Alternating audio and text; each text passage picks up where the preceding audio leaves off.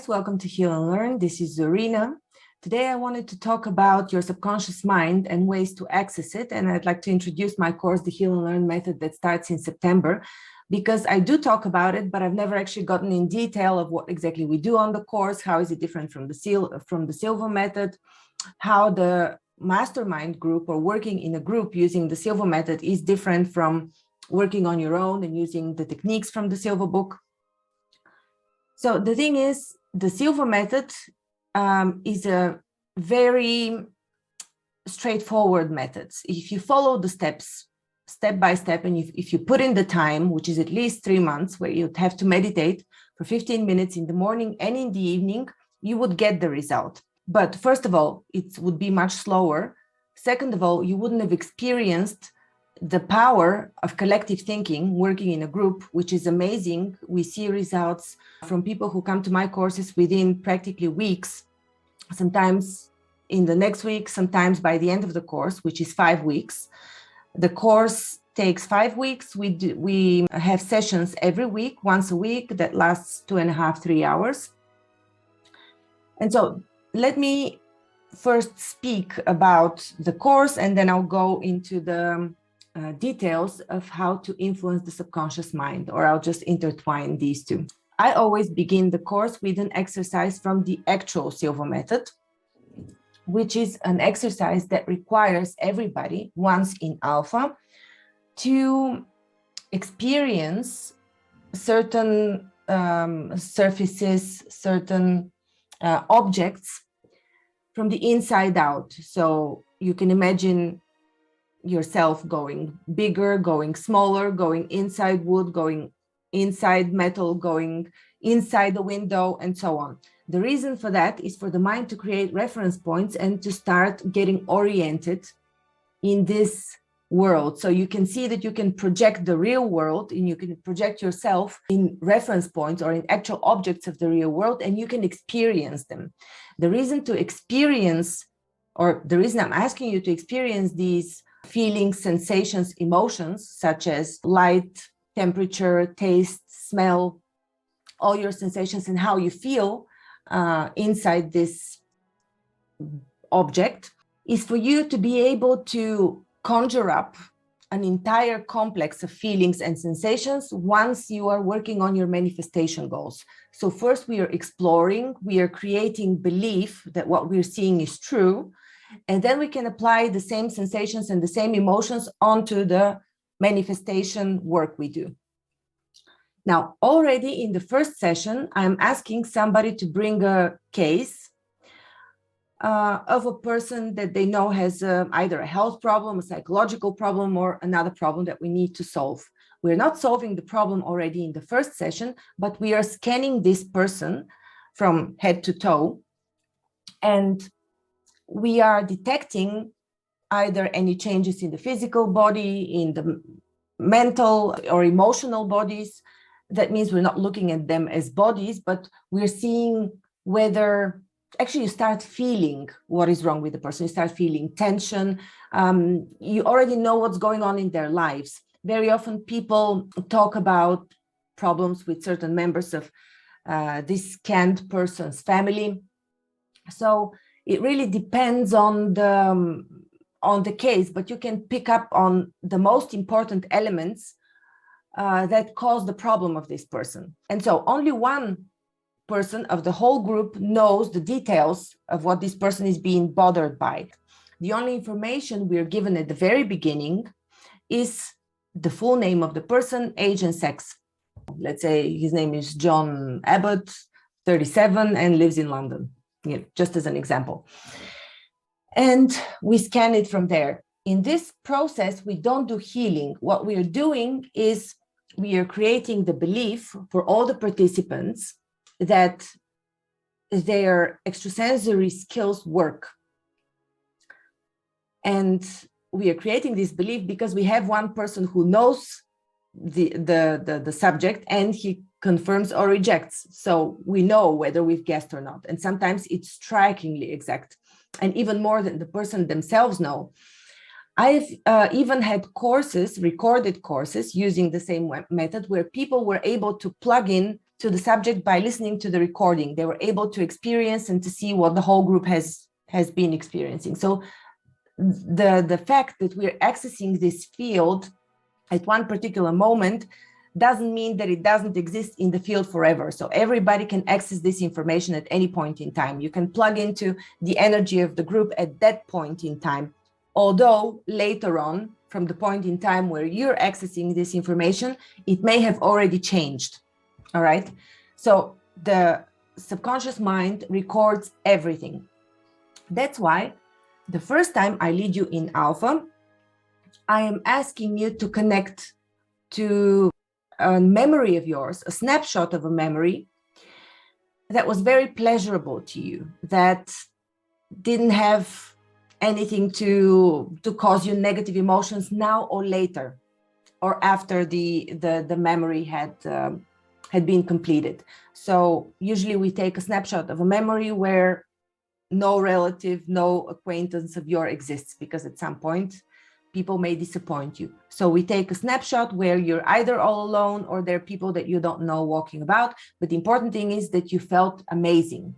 And so when we take this image, we start plugging in all of the sensations and senses and emotions.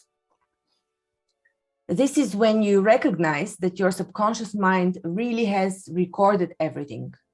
Once you're in alpha, because we do this once we have used the 5-to-1 technique.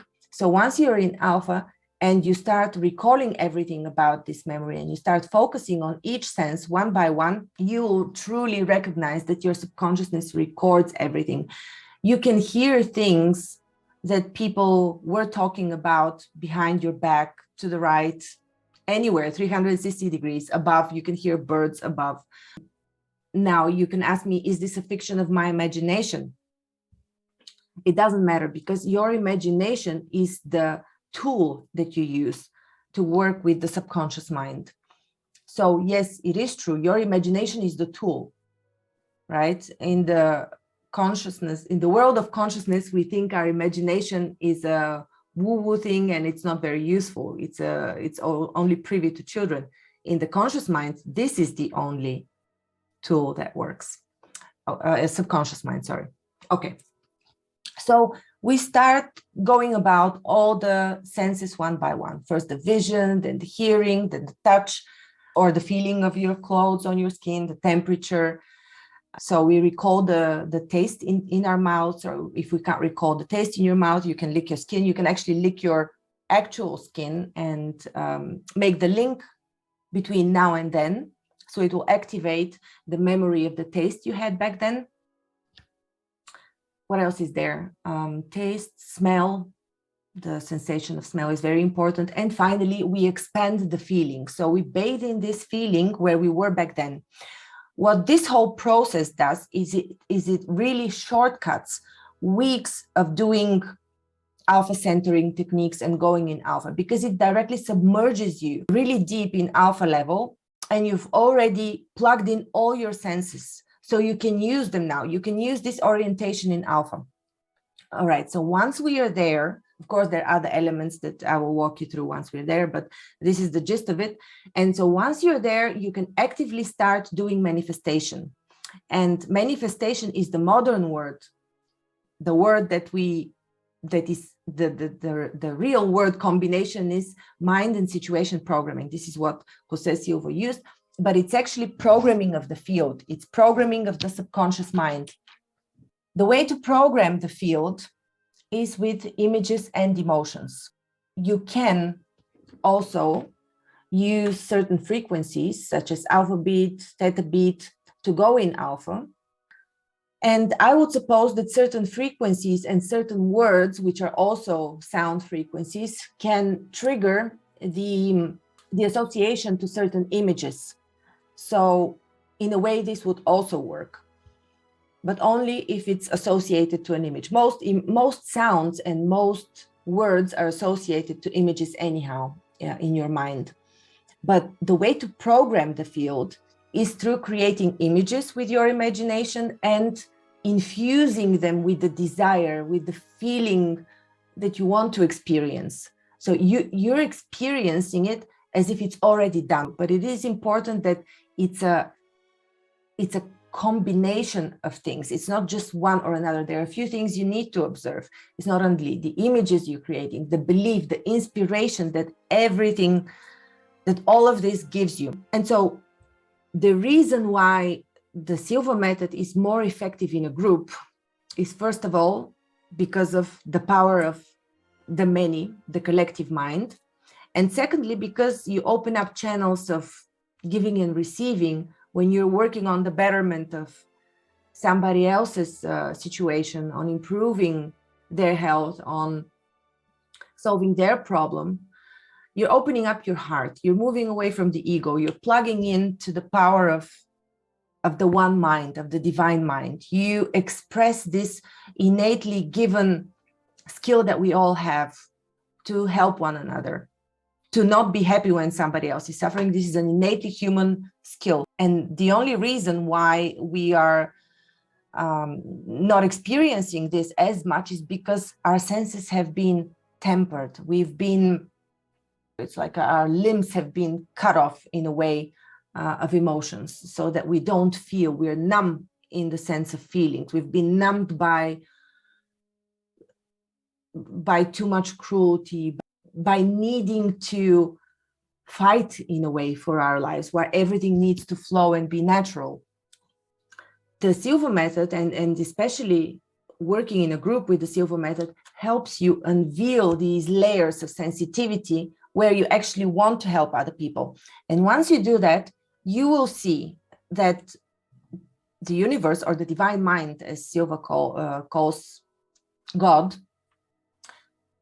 because it's a thinking field, it's a field of information. That's why it's the divine mind. It will recognize your intention. Intention is very important. It will recognize your intention and it will reward you. So even if you're not working directly on your problem, if you're working on solving somebody else's problem, you'll reap the benefit. You'll get synchronicities coming to you, people coming to you. Exactly what you need will show up in the least expected moment. It is when the unconscious starts working for you, but it's already become like an automated process. Some time ago, I made a post about the steps to manifestation, when manifestation becomes automated, and it goes through a few steps. The first one is recognizing that you don't know what you don't know. So you don't know about the field, you don't know about using your skills. So the first step is recognizing that you don't know what you don't know. The second step is recognizing that that now you do know. You know that you don't know how to manifest, for example, or you do know that you don't know. So you know that you don't know, right?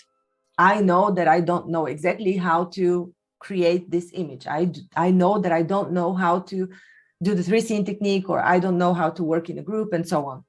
The third step is now you're consciously starting to apply it. You're starting to apply the skills. And the fourth step is it's become automated. The whole process has become automated.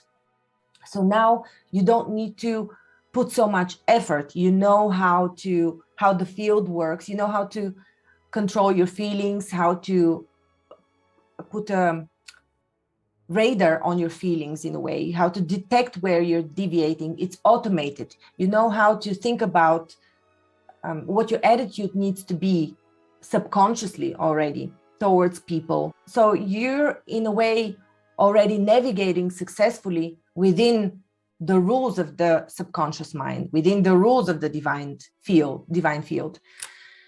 So once you know this, things start coming to you automatically. And this is exactly the moment when you're tapping into this automated subconscious reward, is when you're working in a group and working on somebody else's problem. Because you're replicating this thing. You know, you're doing it because it's a natural thing to do, to give to somebody else. You step into their story. You want to help them succeed. And this is why you get rewarded. So this works on any problem. you're working on, be it a health problem, be it a relationship problem, be it something that you need, anything that you need, as long as it is aligned to the laws, the natural laws of humanity. And these laws are stated by Jose Silva, but they don't need to be stated. So the laws that he states for manifestation are: make sure that at least one other person is benefiting, so that you're not selfish, one other person or the society as a whole. Make sure that you're not harming anyone with your solution. The solution has to be the best solution for everybody involved. I'm wondering if there's anything else. That's basically it. Don't harm and make sure that everybody's okay with what you're doing. And so, guys, I hope this was helpful in some way in your work. And if you'd like to experience working in a group and to also understand a few other philosophical approaches that I take that build on top of the Silva method, and that's why I call my course the Healnlearn method. I also use other techniques from another energy information system that is from Russia. And so I use both of these and I combine them in the best possible way. People have achieved tremendous results in my courses. People have found jobs, houses, relationships. I have used it to improve my life ever since I started the Silva method. And I can tell you that the level of intuition and of premonitions that I have developed by using it sometimes even scares me, but it does exist. The first thing that people report is an increase in their intuition. So if you'd like to join my course, I'm starting a new 5 weeks course in September. You can go to healnlearn.com/courses and check out the Healnlearn method. Thank you very much for watching, and give it a thumbs up, subscribe. Let me know what you would like me to talk about next. Thank you.